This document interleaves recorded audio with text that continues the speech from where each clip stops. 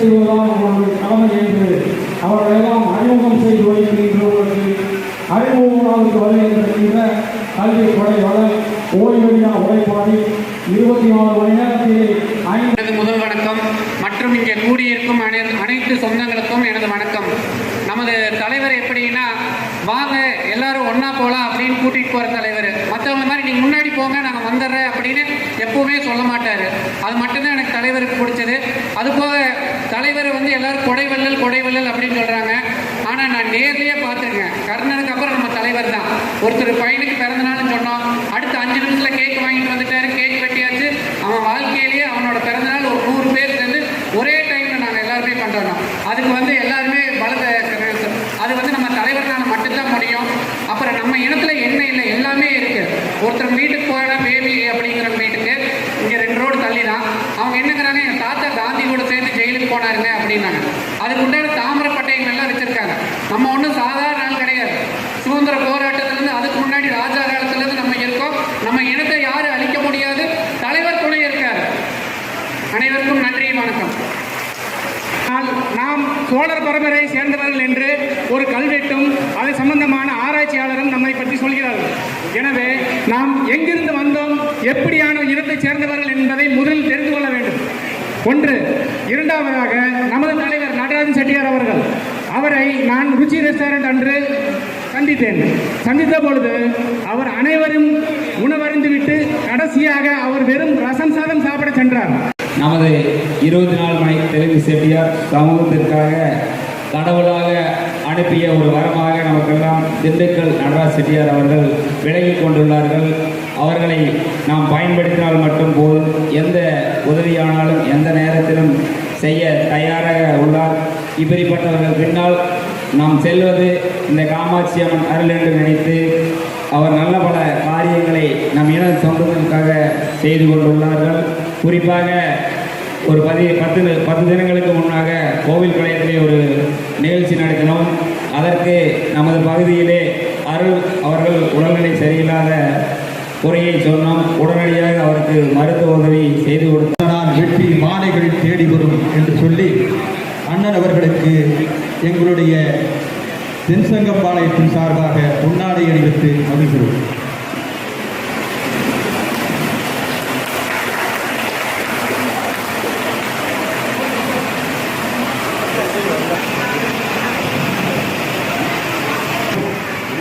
முதலிலே நன்றி கலந்த வணக்கத்தை தெரிவித்துக் கொண்டு, ஏதோ ஒரு இயக்கத்திற்குத்தான் இவ்வளவு பெரிய கூட்டம் ஏதாவது ஒரு கொடுத்து வருகிற காலங்களை எல்லாம் பார்த்திருக்கிறோம்.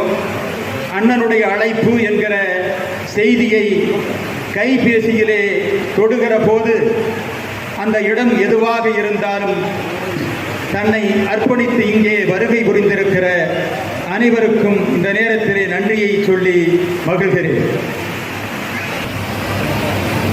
அவர்கள் சொன்னார், அந்த நிகழ்விலே அண்ணனுக்கு ஒரு செய்தியை நீ வாழ்த்துறையாக வழங்க வேண்டும், அது நாம் அனைவரும் பகர வேண்டும் என்று. இந்த உலகம் இடைவிடாமல் இயங்கி வருகிறது.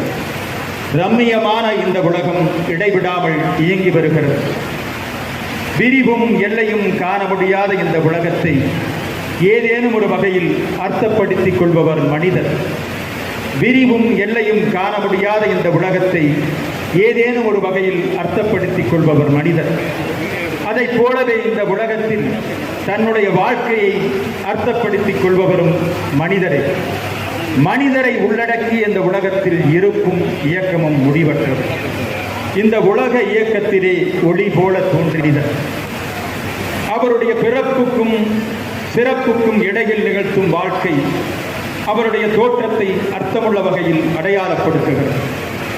எவர் ஒருவர் பொது வாழ்க்கையை தேர்ந்தெடுத்து அதை உலகுக்கும் மக்களுக்கும் பயனுள்ளதாக்குகிறார்களோ அவர்கள்தான் உலகில் பிரகாசித்துக் கொண்டிருக்கிறார்கள். அந்த அளவுக்கு அவருடைய வாழ்க்கை அர்த்தமுடையதாக இந்த உலகிலே தோன்றி வளர்ந்து வாழ்ந்து தேய்ந்து மறையும் ஒவ்வொரு மனிதரும் தன்னுடைய வாழ்வை அவரவர் அளவிலே அர்த்தப்படுத்திக் கொள்கிறார். பொது வாழ்க்கை யார் ஒருவர் தேர்ந்தெடுத்து அதை உலகுக்கும் மக்களுக்கும் பயனுள்ளதாக்கிறார்கள் அவர்கள்தான் உலகில் பிரகாசித்துக் கொண்டிருக்கிறார்கள். நம்முடைய அருமை அண்ணன் அவர்கள் எதிர்ப்பிலே வளர்ந்த வீரன், எதையும் தாங்கும் சோழன், மதிப்பினில் மயங்கும் போது நம் இன மக்களை நினைக்கும் ஞானி, புது புது அர்த்தங்கள் கூறும் நம் நல்ல மனிதரை நாம் மதிப்பது பெருமை. அண்ணன் வாழ்வதும் நம் இனத்திற்காக. அழைத்து அழைத்து சலித்து விட்டேன் என்று அலைகள் ஒரு நொடியேனும் ஓய்ந்ததுண்டா? சுற்றி சுற்றி சோர்வு அடைந்து விட்டேன் என்று பூமி ஒரு நாளும் படுத்ததுண்டா? ஒரு பகலேனும் நின்றதுண்டா? எண்ணி பாருங்கள். ஓய்வெடுத்து தேய்வதை விட நம் இன மக்களுக்காக உழைத்து தேய்வதே தன் லட்சியமாக கொண்டிருக்கிற அருமை அண்ணன் வானத்து மலைத்துளி போல எல்லோருக்கும் பயனுற உழைப்பவர். அவரை வாழ்த்த வயதில்லை, வணங்கி மகிழ்கிறேன். உங்களோடு இந்த காமாட்சியம்மனுடைய கோயிலிலே இந்த மாபெரும் நிகழ்வு நடைபெறுவதற்கு நாம் கொடுத்து வைத்திருக்கிறோம் வேண்டும். காரணம், கடந்த முழுமுதற் காரணம் எதிர்காலம் அவருடைய கையிலே இருக்கிறது. அவர் எத்தனையோ பேர் இங்கே இந்த பணியை செய்துவிட்டு தான் மட்டுமே அந்த பெருமையை அடைய வேண்டும் என்று சொல்லி அந்த நிகழ்வை செய்தவர் பல பேர் இருந்திருக்கிறார்கள். ஆனால் அவரெல்லாம் மின்னல் போல மறைந்து விட்டார்கள். அண்ணன் அப்படியல்ல என்று சொல்லி, அன்பு தோழர்களே, அருமை சொந்தங்களே, உங்கள் அத்தனை பேருக்கும் முதல் கண் நன்றி கலந்த வணக்கத்தை எதிரே வந்தாலும் கண் இமைகள் கொட்டாது மார்பினை காட்டிக் கொண்டிருக்கிற இளையர் படை செயல் வீர மறவர்களே, அறிவித்திறன், ஆற்றல் திறன், ஆட்சித்திறன், இலக்கிய திறன், மதிநுட்பத்திறன் ஆகிய அத்துணை திறன்களையும் தன்னிறக்கே கொண்டிருக்கும் தன்னிகர் இல்லாத தலைவர். திங்களோடும் செலும்பருதி தன்னோடும் உடுக்கலோடும் அங்குகடல் இவற்றோடும் பிறந்த தமிழாது பாடும். ஆறு தனக்காக ஓடியதில்லை, தென்றல் தனக்காக வீசியது இல்லை, பூக்கள் தனக்காக பூத்ததில்லை. அதை போல நம்முடைய அருமை அண்ணன் தனக்காக வாழவில்லை, நம் இனத்திற்காகவும் நம்முடைய முன்னேற்றத்திற்காகவும் ஏங்கிக் கொண்டிருக்கிறார் என்பதை நான் இங்கே பதிவு செய்ய விரும்புகிறேன். அவர் இந்த பணியை செய்கிற போது எத்தனை எதிர்ப்பு, ஆணவ குரல், அகங்கார நடை, அதிகார வெறி, அடக்குமுறை இவை அனைத்தும் வேறொரு தலைவன் முன் சென்றிருந்தால் அவர் தலைவணங்கி இருப்பார், அல்லது தடம் மாறி இருப்பார், இல்லை பொது வாழ்க்கையே வேண்டாம் என்று ஓய்வு கொண்டிருப்பார். ஆனால் நம்முடைய அண்ணன் முன்பு எத்தனையோ பிரச்சனைகள் வந்த போதும் அதையெல்லாம் தன்னுடைய படிக்கற்களாக பயன்படுத்தி ஓயாது உழைத்துக் கொண்டிருப்பவர் நம்முடைய அண்ணன் அவர்கள். ஆட்சி, அரசியல், அதிகாரம், இயக்கம் என அனைத்தையும் முன்னெடுத்து சென்று இன்றைக்கு நம்முடைய இன மக்களுக்காக தன்னுடைய வாழ்நாள் முழுவதும் ஓயாமல் உழைத்துக் கொண்டிருக்கிறார். நம்முடைய அனுபவித்து ஓடிக்கொண்டிருக்கும் தலைவர்கள் நம் தலைவர். யுத்த களத்திலே போராடி வெற்றி எனும் இலக்கை நோக்கி அயராது உழைத்துக் கொண்டிருப்பவர் நம்முடைய தலைவர் அவர்கள். ஒரு மனித பிறப்புக்காக தானம் தன்னை இரண்டாக பகிர்ந்து கொள்கிறது. ஒன்று தனக்காக வாழ்தல், இரண்டு பிறருக்காக வாழ்தல். பிறப்பால் யாருக்கும் பெருமைகள் இல்லை, அவர்கள் உழைக்கும் உழைப்பால் சமூகம் அவர்களுக்கு சிம்மாசனம் தருகிறது. அந்த சிம்மாசனத்திலே அமரும் தகுதி சிலருக்கு மட்டுமே வாய்க்கிறது, அதுவும் அவர்களுடைய உழைப்பால் நடைமுறை ஆகிறது. தாய்மண் உயர்ந்ததுதான், ஆனால் மண்ணை விட என் மக்கள் உயர்ந்தவர்கள் என்று நம் இன மக்களுக்காக ஓயாமல் உழைத்துக் கொண்டிருக்கிறார் இவர். உழைப்பின் ஊட்டு, உண்மையின் சுடர், இன மக்களின் சொல் அம்பலம் ஏறாது என்ற நிலையை மாற்றி எந்த மண்ணிற்கும் வாழ்வின் நெறிகளாய் கொண்டு பொது வாழ்க்கையை அமைத்துக் கொண்டவர் இவர். எந்த மண்ணிற்கும், எந்த இனத்திற்கும், எந்த மனித குலத்திற்கும் அப்படி ஒரு பெருமை வாய்த்ததாக வரலாறு இல்லை. ஆனால் இன மக்களின் மனங்களின் மனசாட்சியாய் திகழ்பவரே, மன்னர்கள், மாவீரர்கள் தோன்றிய இனம் கண்ணை இமை காப்பது போல இந்த மண்ணையும் மக்களையும் காத்து நிற்கின்ற காவலரே, ஆணவம் இவருக்கு அண்டியது இல்லை, அலட்சியம் இவர் அறிந்ததில்லை. நம் இன மக்கள் தேவை அறிந்து சேவை புரியும் சேவகர் இவர். வானம் வசந்தத்தை எதிர்பார்க்கிறது, இருள் நிலவை எதிர்பார்க்கிறது, பூமியோ மழையை எதிர்பார்க்கிறது. ஆனால் இவை மூன்றும் தனக்காக சேமிப்பது இல்லை. அதை போல மனிதரில் புனிதராய் வாழும் மாமனிதரே, நம்முடைய அருமை என்ன, எத்தனை காலம் வாழ்ந்தோம் என்பது முக்கியமல்ல, என்ன சாதித்தோம் என்பதுதான் இவைகள் வரலாறு சொல்லும். நாளை வரலாறு சொல்லும். வரலாற்றிலே ஒளி வீசியவர்கள் என்று சிலரை எண்ணிவிடலாம். ஆனால் நம் இன மக்களுக்காக வாழ்ந்து காட்டியவர்கள் சிலர் இருப்பார்கள். அதில் இவருடைய நம்முடைய மக்களின் தேவை அறிந்து வேதனைகளை துடைத்தெறிய வந்த தொடரொடி நம் இன மக்களுக்காக வாழ்வில் விடியலைக்கான காலத்தை தாண்டி ஓடிக்கொண்டிருப்பவர் இவர். ஓய்வறியா உழைப்பாரின் வீட்டில் விட்டில் பூச்சிகளாய் அனைவரும் அவரோடு பயணித்தால் அவர் மேலும் மேலும் நற்பணிகளை செய்வார். நாமும் நம்முடைய நேரத்தை ஒதுக்கி அவருக்காக சிறு மழைத்துளி போல தூய்மையாக இருந்து பணி செய்வோம். வெற்றி நமதே, நாளை நமதே. கரத்தை வலுப்படுத்த நாம் அனைவரும் ஒன்றுபட்டு என்றால்தான் முடியும். இங்கே வருகை புரிந்திருக்கின்ற மேற்கு மாவட்டத்தைச் சேர்ந்த தலைவர், செயலாளர், பொருளாளர், வடக்கு மாவட்டத்தைச் சேர்ந்த தலைவர், செயலாளர், பொருளாளர், கிழக்கு மாவட்டத்தைச் சேர்ந்த தலைவர்கள், பொருளாளர்கள் மற்றும் தெற்கு மாவட்டத்தைச் சேர்ந்த தலைவர், பொருளாளர் அனைவரையும் வருக வருக என வரவேற்று இந்த வாய்ப்பை அளித்த மத்திய மாவட்டத்திற்கும், குறிப்பாக சொல்ல வேண்டும் என்றால் தெலுங்கர் பாதி செட்டியார்கள் பொறுத்தவரை எல்லாரும் நல்லா இருக்கிறோம், யாரும் எங்கேயும் போகல, சோட போகல. நம்ம இனம் நல்லா இருக்கணும்னு ஒரே ஒரு ஆசை நம் தலைவருக்கு. அந்த இனத்துக்காக அவர் என்ன வேணாலும் அவர் செய்யறதுக்கு அவர் ரெடியாக இருக்காரு. நம்ம அவரோட சேர்ந்து சும்மா கொஞ்சம் பயணிச்சா போதும். அவர் சொல்கிற வேலையை மட்டும் சும்மா பார்த்துட்டு இருந்தால் போதும். யாரும் எதுக்காகவும் ஒரு அச்சப்படணுமோ ஒரு இதுபடணுங்கிற அவசியமே இல்லை. அதனால் இங்கே இருக்கிற எல்லா அனைவரும் ஒன்றுபட்டு நம் அனைவரும் ஒன்றாக இருந்து நேர காலதாமதம் 24 மணி தெலுங்கு செட்டியார் தலைமைச் சங்கத்தின் மாநில தலைவர், நம் தமிழ்நாட்டில் நமது இன மக்களுக்கு இல்லத்தில் அனைவரும் இதயத்தில் வாழ்ந்து கொண்டிருக்கும் ஒப்பற்ற தலைவர் திண்டுக்கல் திரு ஆர் நடராஜ் செட்டியார் அவர்களை சிறப்புரையாற்றுமாறு கேட்டுக்கொள்கிறோம். ஆதரவு என்ன இருக்குன்னா, நீங்க கைதட்டுறது தான் அவருக்கு நல்லா பேசுவார். அதனால தயவுசெய்து கைதட்டுங்க.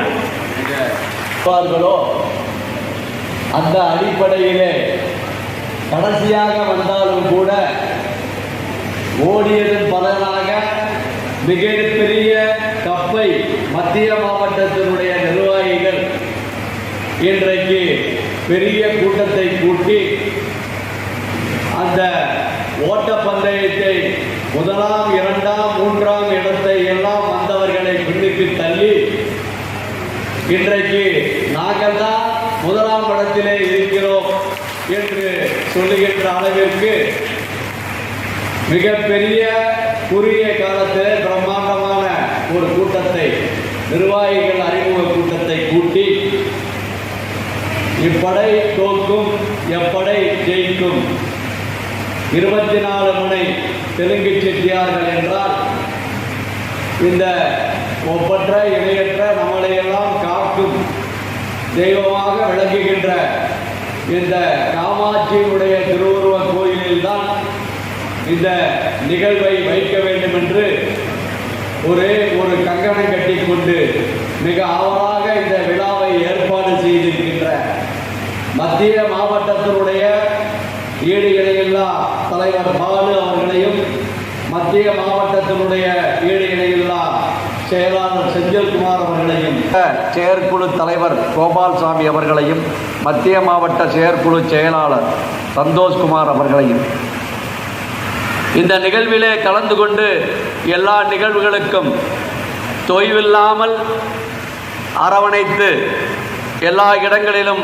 வந்து கலந்து கொள்ளக்கூடிய மிகப்பெரிய வாய்ப்பை உருவாக்கி நம்ம சினிமா நடிகர் விஜய் போல் பிரகாசிக்கின்ற சதீஷ்குமார் அவர்களையும்,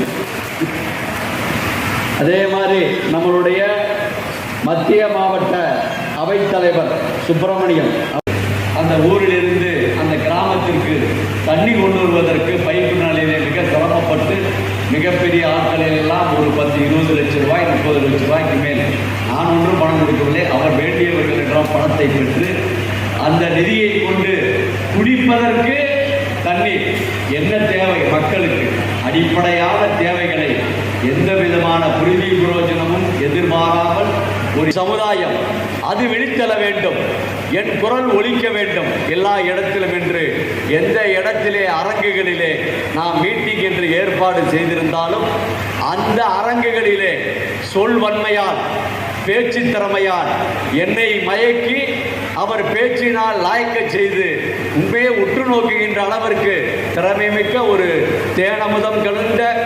பேச்சை வாரி வழங்கிய அண்ணாதுரை அவர்களை மனதார பாராட்டி, ஏன்னா அதிகமாக பேசினாலே தலைவர்லாம் கணக்கு போடுவாங்க, என்ன நமக்கு மேலே பேசுகிறாங்க, இவரை ஓரங்கட்டுறதுக்கு தான் வழி பார்க்கணும்னு சொல்லுவாங்க தலைவர்கள் நினைப்பாங்க. இங்கே வந்து இளைஞர் உதயசூரியன், நம்மளுடைய அன்பு தம்பி கட்சிக்கும் சிங்கம் செந்தில்குமார், இவர்களெல்லாம் வருங்கால இளைய சமுதாயம். நிச்சயம் பேசுறது எதுக்காக பேச சொல்றேன், ஐயா வந்திருக்கவங்களுக்கெல்லாம் வணக்கம், நன்றி. நாடகத்தில் சொல்லுவாங்கல்ல, வந்தவருக்கெல்லாம் சந்தனம் வணக்கம் அப்படின்னு நாடகத்தில் பப்புன்னு சொல்லுவான். அதை சொல்வதற்காக மேடை பேச்சு அல்ல.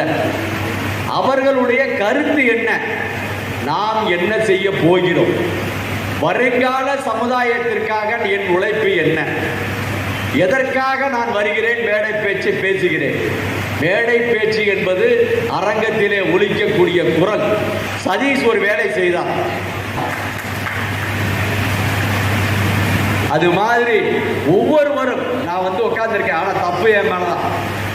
6 மணிக்கே நான் வந்து உட்கார்ந்துருக்கேன். மேடையிலே பேசுவதற்கு ஆர்வமாக வருகிறார்கள் எத்தனை பேர்கள். மைக்கை பிடிங்கிட்டு வேற ஒன்றும் பேச தெரியலன்னா கூட நம்மளுடைய தனலட்சுமி தான், அவங்க தான் ஏதோ கொஞ்சம் பேசுகிறாங்க. மற்றவங்கெல்லாம் ஐயா வணக்கம், வந்தவங்களுக்கு நன்றி, அதோட போய் உட்காந்துக்கிறேன். பேசணும், பேசினால்தான் இந்த உலகத்தில் வாழ முடியும் என்பது, பேச்சு திறன் இருந்தால்தான் ஒழிக்க முடியும் என்பது இன்றைய காலகட்டத்திலே மிகப்பெரிய உன்னதமான விஷயம்.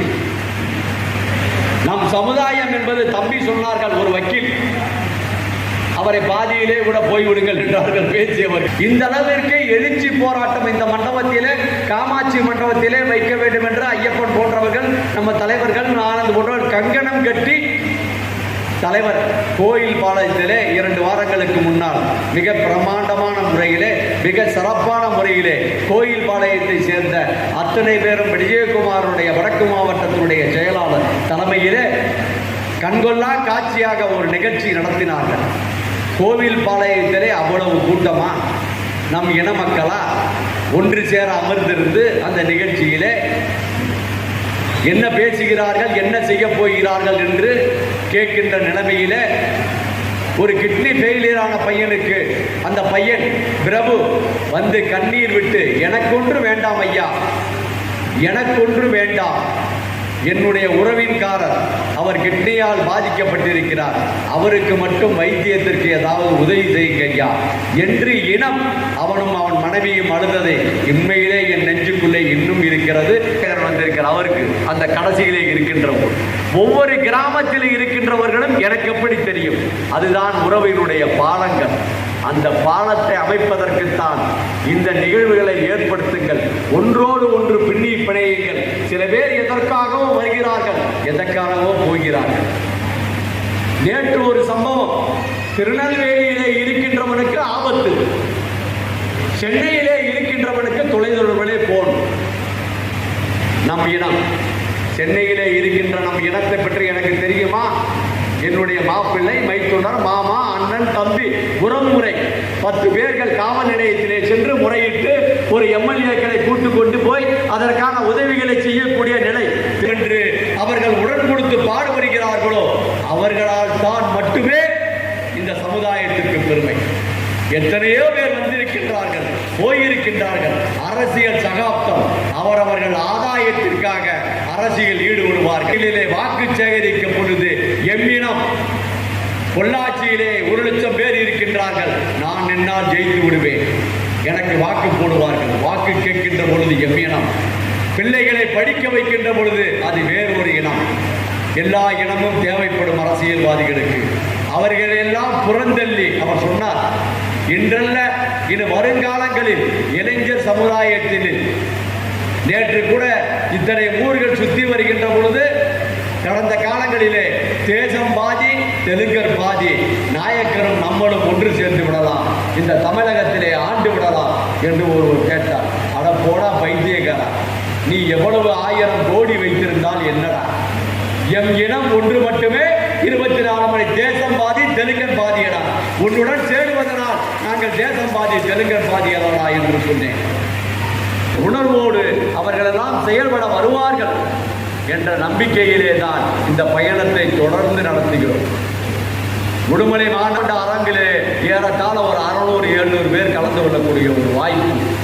அந்த வாய்ப்பின் அடிப்படையிலே நம் இடத்தைச் சேர்ந்த என்னுடைய உறவினர், நம் சொந்தக்காரர், என்னுடைய இடத்திலே ஏதோ அட்வான்ஸ் கொடுக்க வேண்டாம், நீங்கள் வாடகை மட்டும் ஒரு 2000 கொடுத்தால் போதும், ஒரு அலுவலகத்தை தொடர்ந்து நமக்கும் ஒரு அலுவலகத்தை ஏற்படுத்துங்கள் என்று முதலாக கூக்குரலிட்டு போன வாரம் வந்து அந்த அலுவலகத்தை நான் திறந்து வைத்து வந்தேன். நம்மளால் முடிந்த சேவை.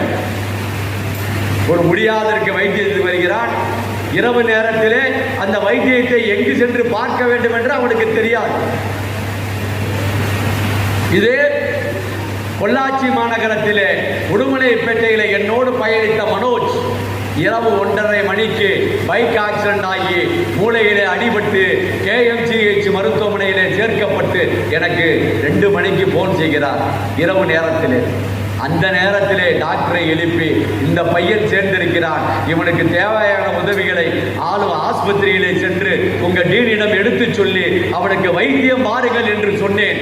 அவன் குறைத்துக் கொண்டான். நம்மளால் முடிந்த உதவி. டீனா இருக்கிறேன்னா முதல்ல பிடிச்ச அவரை உட்கார வச்சு அவர் நம்பர் வாங்கி அவருக்கு ஒரு சாலையை போட்டு கௌரவித்து அனுப்புவேன். ஏனென்றால் அவருடைய உதவி நமக்கு கண்டிப்பாக தேவைப்படும் என்பதற்காக. அத்துணை வகையிலும் கல்வியிலே நன்றாக படிக்கக்கூடிய பிள்ளைகள் இருக்கும். அதை படிக்க வைக்க முடியாத பெற்றோர்கள் இருப்பார்கள். அதை எப்படி படிக்க வைக்க வேண்டும், அது எங்கு கொண்டு படிக்க வைக்க வேண்டும், சென்னையிலா அல்லது டெல்லியிலா, அது கலெக்டராக வேண்டிய கனவிலே இருக்கும். அந்த கனவை நினைவாக்குவது பெற்றவர்களுடைய கடமை. அதை எப்படி படிக்க வைக்க வேண்டும், அதற்கு அறிமுகம் இந்த இடத்திலே படிக்க வைக்கலாம். படிக்க வைப்பதற்கான உறவு, ஒரு நிலைப்பாட்டை நாங்கள் எடுத்து தருகிறோம் என்ற நிர்வாகிகள். தர்மபுரி மாவட்டத்தில் ஒரு மாவட்ட இளைஞரணி தலைவரிக்க வைத்து தான் ஆக வேண்டும். மேடையிலே சொல்கிறீர்களே, நன்றாக படிக்கிற பிள்ளையை IAS படிக்க வைக்கிறேன் என்று சொல்கிறீர்களே, இந்த பிள்ளையை படிக்க வையுங்கள் என்று அதிகாரமாக என்னிடம் கேட்டார். யாரையா அந்த பிள்ளை? அந்த பிள்ளையை என்னிடம் பேச சொல்லி என்றேன். பிள்ளையை நேரில் பார்த்ததில்லை. என்ன மார்க்குமா? 10ஆவதுல 456 மார்க். +2 என்ன மார்க்? அதுல 85-90% மேலே. மாரண்டகல்லி பெருமையை 24 மட்டை தெலுங்கு செட்டியாருடைய பெருமையை நிலைநாட்டுவேன். ஐயா, என்னை படிக்க வையுங்கள் என்றார். உடனே அரபு இன்ஸ்டிடியூட்டுக்கு போன் பண்ணி அவர்கள் மூலமாக ஹெல்ப் கேட்டு 1.25 லட்ச ரூபாய் பணம் கட்ட சொன்னார்கள். பணத்தை கட்டி அந்த பிள்ளையை இன்று படிக்க வைத்துக் கொண்டிருக்கிறேன். நன்றாக படித்துக் கொண்டிருக்கிறது. அது ஒரு பிள்ளை படித்தால் போதுமா? எப்படி எனக்கு தெரியும்? இந்த பொள்ளாச்சி மாநகரத்திலே இந்த 75 கிராமங்களிலே நன்றாக படிக்கிற பிள்ளை, ஒரு கலெக்டருக்கு படிக்கக்கூடிய பிள்ளை, டெல்லி வாங்கிராமிலே சென்று படிக்கக்கூடிய பிள்ளை எப்படி எனக்கு தெரியும்? அதை தெரிவதற்கு, படிப்பிற்கு முக்கியத்துவம் கொடுப்பதற்கு எம் பிள்ளைகள், என்னுடைய வயது இன்னும் ஒரு 10 ஆண்டுகளுக்கு இருந்தால் கூட அந்த 10 வருடத்திலே நான் உட்கார்ந்து அவர்களை பார்க்கின்ற பொழுது சொல்வார்கள், 2000 பேர் 24 மணி தெலுங்கு செட்டியார்களை சேர்ந்தவர்கள் சைரன் கார்களிலே பதவியிலே இருக்கின்றார்கள் என்று சொல்வார்கள். அது நான் பிறந்த பிறப்புக்கு எனக்கு கிடைத்த மிகப்பெரிய பலன் என்பதை நோக்கித்தான் இதை பயணிக்கிறேன். வேற ஒன்றும் அரசியல் எம்எல்ஏ நிற்கணும்னு பயப்பில்லை. நான் மந்திரியாகணும்னு நினைச்சு ஓடலை, எனக்கு தேவையில்லை. இதே ஊரில், இதே காமாட்சி அம்மன் கோயிலில் என்னிடம் பேசாத ஒருவர் பேசினார். வேறொருவர் கட்சி ஆரம்பித்து விட்டார், நீங்களும் உடனடியாக கட்சி ஆரம்பிக்க வேண்டும், நம் சமுதாயத்தை காப்பாற்ற வேண்டும். கட்சிக்கு மேல் நம் சமுதாயம். ஒரு காலத்தில் இந்த மாதிரி இளைஞரணி பட்டாளங்கள் லட்சக்கணக்கிலே, ஆயிரக்கணக்கிலே ரோடுகளிலே திரண்டு இந்த சிங்க கொடியை பிடிக்கின்ற பொழுது எந்த கட்சியும் நம்ம இனத்துடன் கூட நிற்காது என்பதை தான் என்னுடைய லட்சியம்.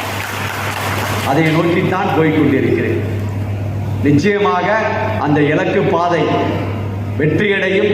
அதை வெற்றியடைவதற்கு நம் போன்றவர்கள் வைராக்கியத்துடன் இந்த காமாட்சியம்மன் திருமண மண்டபத்தில் தான் இந்த மத்திய மாவட்டத்தை கூட்டத்தை வைக்க வேண்டும், வேறு எங்கும் வைக்கக்கூடாது என்று போராடிய போராளிகள் இருக்கின்ற மத்தியிலே இந்த இடம் தலை நோக்கி நிற்கும் என்பதை எந்த மாற்று கருத்தும் இல்லை. ஆனால் அதை வைப்பதற்கு கூட சில பேர்கள் இடையூறுகள். நான் கல்யாண மண்டபத்தில் வச்சு இதை உங்களுக்கெல்லாம் ஒரு ஊக்கத்தரமான, இதனால் அவர்களுக்கு பெரிய பலனா? நாளைக்கு ஆளுக்கு 10 ஏக்கர் நிலம் கிடைச்சிட போகுதா? அல்லது மிகப்பெரிய சொத்து கிடைச்சிட போகுதா? இல்லை. இந்த சமுதாயம் என்றாவது ஒரு நாள் திருந்துமா என்று எதிர்நோக்கி காத்திருக்கின்றார்கள் பல பேர்.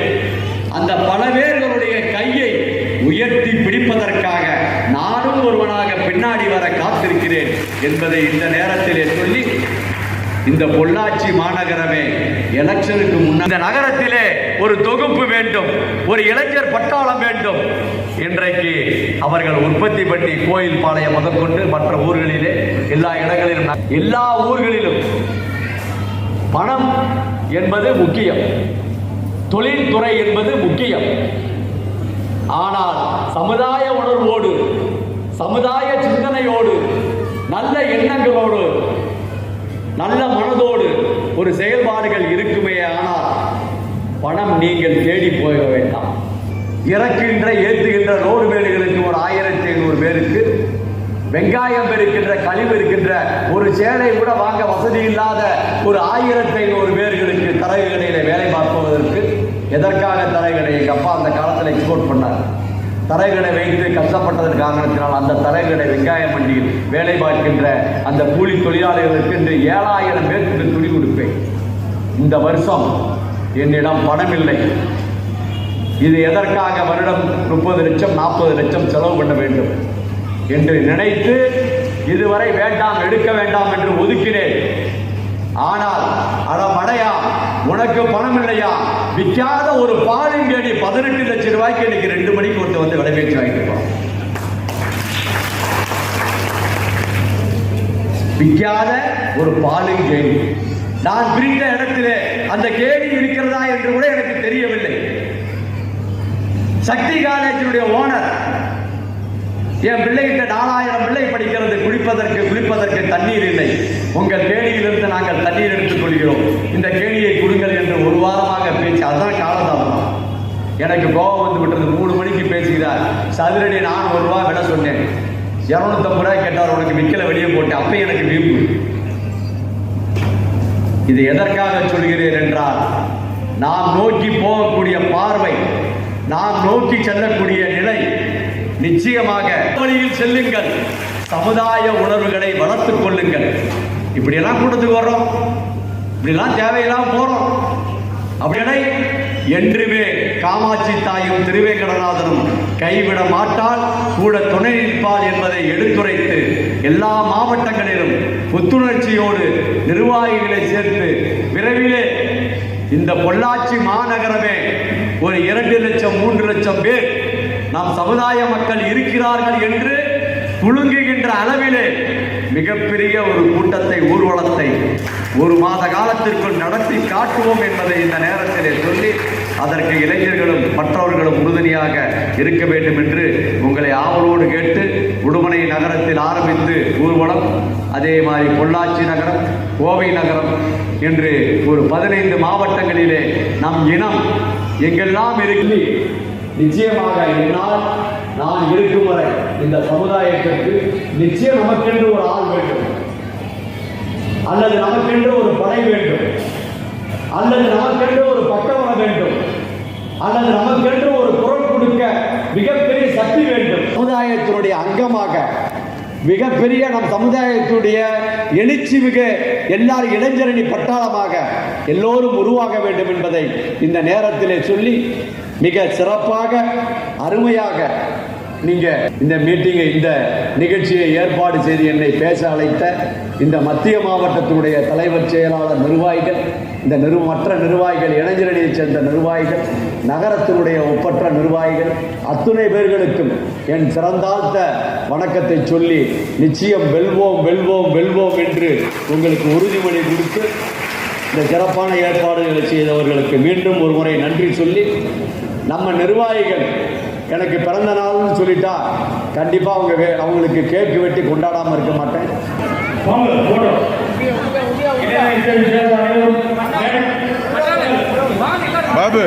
உள்ள வாங்க. அனைவரும் இளைஞரை சேர்ந்தவர்கள் மேடைக்கு முன்பாக இடுப்பாக இருக்க முடியும்.